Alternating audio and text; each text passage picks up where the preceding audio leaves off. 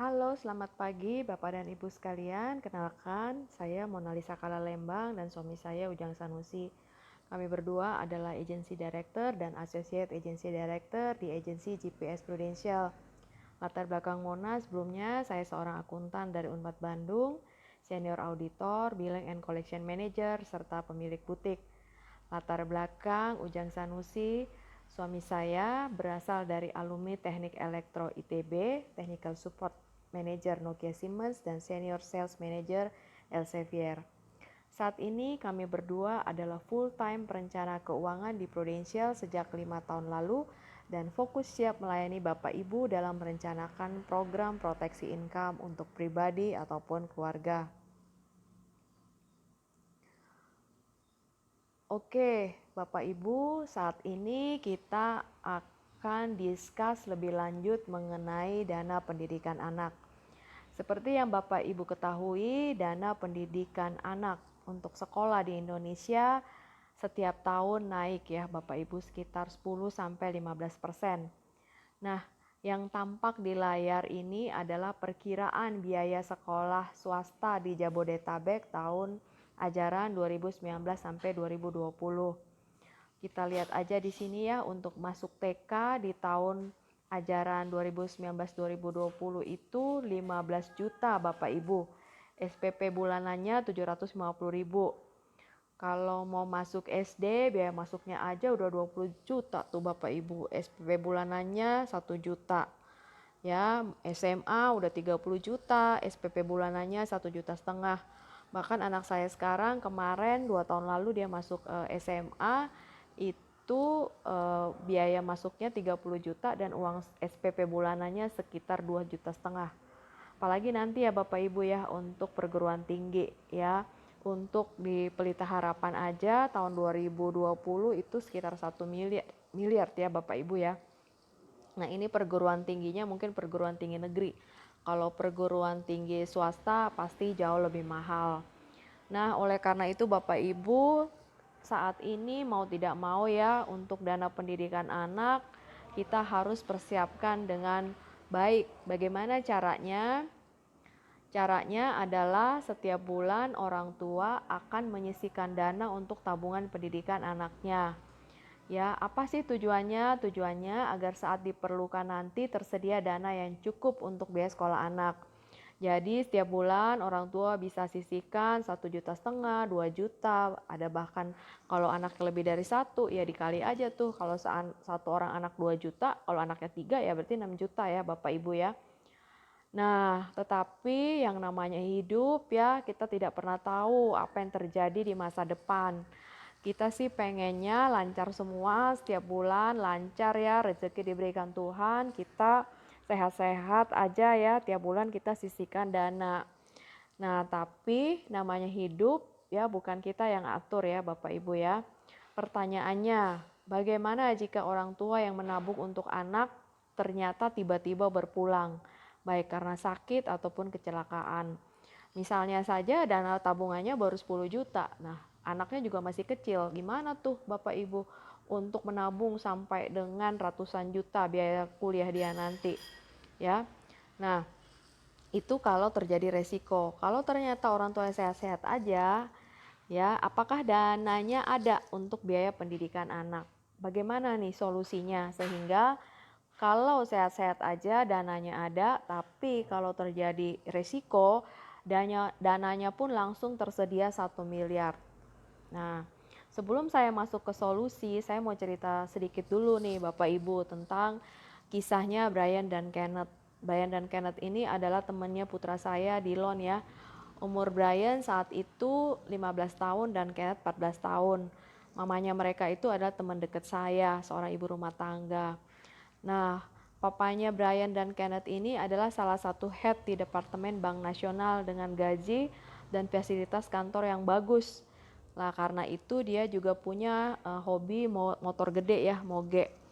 Beberapa waktu lalu saya ngobrol, berapa tahun lalu ya saya ngobrol dengan mamanya Brian dan menawarkan untuk memiliki proteksi income untuk berjaga-jaga jika terjadi resiko pada papa Brian.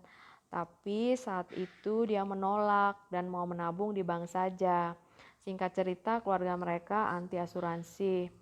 Ya, namanya hidup, hujan atau panas besok, kita nggak tahu. Terjadilah resiko itu. Tanggal 22 September, papanya Brian Kenneth masih sehat walafiat dan dia parade moge tuh, kalau nggak salah sih hari Minggu ya. Nah, ternyata tanggal 24 September dia pulang kantor, kena serangan jantung dan tidak tertolong lagi. Ya, pertanyaannya bagaimana dengan biaya sekolah Brian dan Kenneth dan biaya hidup mereka selanjutnya? Apakah harta yang ada, rumah dan lain-lain harus dijual? Soalnya teman saya ini adalah seorang full time mom ya. Apakah mereka sudah punya cukup tabungan? Sementara lifestyle-nya mereka juga cukup tinggi. Nah, kasus yang lain mungkin Bapak Ibu sudah tahu ya, kisahnya si Ashraf ya, yang pergi ketika dia berumur 40 tahun, masih muda banget, meninggalkan istri dan anaknya juga yang masih kecil ya. Kemudian juga yang waktu kejadian beberapa tahun lalu, Mas Said ya, dia meninggal saat itu putranya dia masih bayi ya. Nah, kenapa mereka meninggal? Ya karena kena serangan jantung ya, penyakit jantung koroner. Nah, pertanyaannya ya, jika seorang ayah atau ibu berpulang terlebih dahulu sementara anak nih belum mandiri, masih sekolah gitu ya, berapa lama sih dana atau tabungan deposito tersebut langsung cair? Dan apakah langsung bisa cair langsung seperti itu Bapak Ibu? Bapak Ibu perlu ketahui ketika kita punya deposito di bank itu ketika seseorang meninggal prosedurnya itu nggak cepat langsung seperti itu loh Bapak Ibu ya. Ahli waris dalam hal ini misalnya pasangan harus pergi dulu ke pengadilan minta surat penetapan waris dan itu butuh waktu ya Bapak Ibu, ada yang bulanan bahkan ada yang tahunan. Setelah pengadilan memutuskan atau mengeluarkan surat penetapan waris, barulah si ahli waris tersebut pergi di bank dan mencairkan deposito. Jadi nggak bisa langsung ya Bapak Ibu ya. Nah, kalau mereka menyimpan semua dananya itu dalam bentuk rumah atau apartemen ya, beli properti, apakah langsung bisa dijual? Belum tentu juga ya Bapak Ibu ya, apalagi di saat-saat seperti ini ya, semua orang kesulitan dana cash sehingga kalaupun kita mau jual rumah belum tentu ada yang mau langsung beli. Nah, kalaupun ada uang di tabungan itu berapa lama sih bertahan? Ya kan? Bagaimana caranya sehingga cinta kita itu abadi ya kepada anak walaupun kita sudah tidak ada lagi. Nah, saya punya dua solusi nih untuk Bapak dan Ibu. Yang pertama solusinya itu adalah, nih kita lihat ya di gambar ini ya, misalnya usia anak tuh 1 tahun ya. Kemudian kita berharap dia di usia 20 tahun ya, saat itu dia udah kuliah, bentar lagi dia udah mau lulus gitu ya. Nah kita mulai nih dalam waktu 20 tahun ini mulai menyisihkan dana untuk tabungan pendidikan anak. Nah, dalam hal ini, jika orang tua sehat-sehat aja, ya ada dana yang dapat digunakan oleh anak. Misalnya ketika dia mau masuk SMP, dia mau masuk SMA, atau yang paling gede sih sebenarnya ketika dia mau kuliah ya, itu dananya bisa dicair. Nah, itu kalau kehidupan berjalan seperti yang kita inginkan. Tapi kalau kehidupan tidak berjalan semulus itu, orang tua berpulang terlebih dahulu, langsung cair dana 1 miliar untuk dana sekolah anak. Jadi misalnya dana di tabungan itu atau setoran itu baru 3 juta, 4 juta itu langsung full Bapak Ibu 1 miliar jika terjadi resiko. Nah, saya udah buat hitungan untuk Ibu Fitri. Kalau misalnya setoran premi per bulannya itu 1,5 juta atau total setoran 18 juta per tahun, maka 10 tahun kemudian tuh ada dana sebesar 159 antara 159 sampai 194 juta. Untuk 15 tahun ya ada dana sekitar 263 sampai 367 dan 20 tahun 373 sampai 607.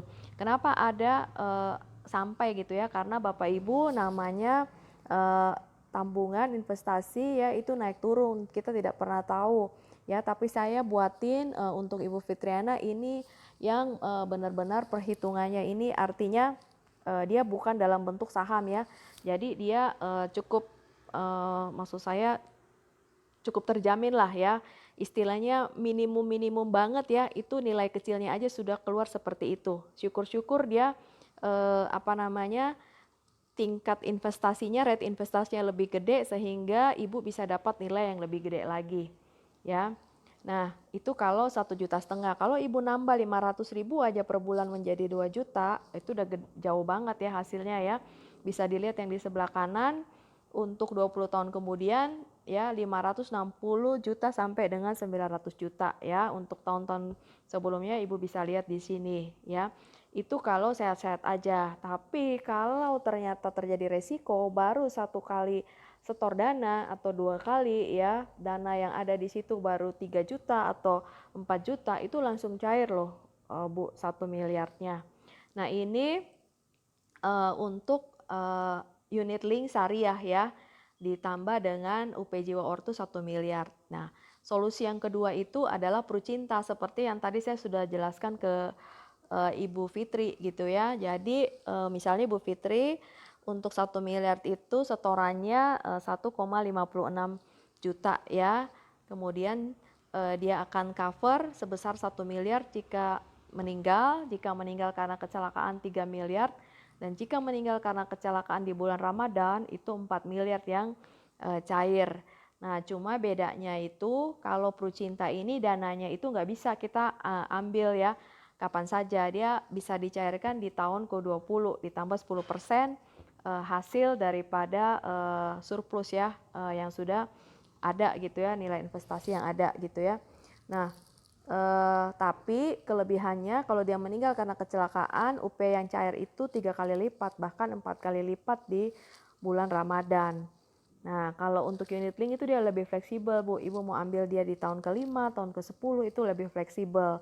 Ya cuman kelemahannya dia uang pertanggungannya kalau meninggal karena kecelakaan tidak sebesar dengan uang pertanggungan di Prucinta. Dia hanya mendapat UP 1 miliar saja. Demikian Bu penjelasan daripada saya untuk dana pendidikan anak. Jadi Ibu boleh pilih nih. Kalau misalnya Ibu mau lebih cepat lagi agresif untuk dana pendidikan anak, saya sih sarankan Ibu ambil Prucinta 1 miliar plus Ibu nabung di tempat lain. Tapi kalau Ibu nggak mau repot, Ibu ambil aja nih yang unit link syariah ya. Jadi sambil nabung tapi dia udah cover kalau terjadi resiko, udah keluar, udah cair tuh dananya 1 miliar.